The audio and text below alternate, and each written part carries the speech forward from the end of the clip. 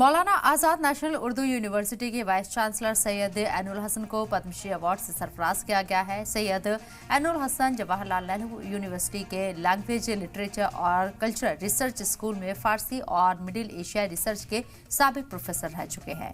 सैयद ऐनुल हसन ने Kashmir university JNU और cotton college state university के लिए सिलेबस तैयार किया है।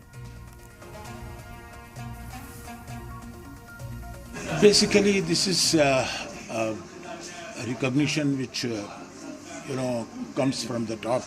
In fact, it's not easy, and this recognition, it also gives me a feeling that look, I am performing, and particularly when National Education Policy 2020 it started, you see, and I started implementing National Education Policy, and today we have approached such a height where we can say that okay, this is the best policy we had ever, and today we have been implementing, and our students are also satisfied, the teaching community is satisfied, and we are all for it.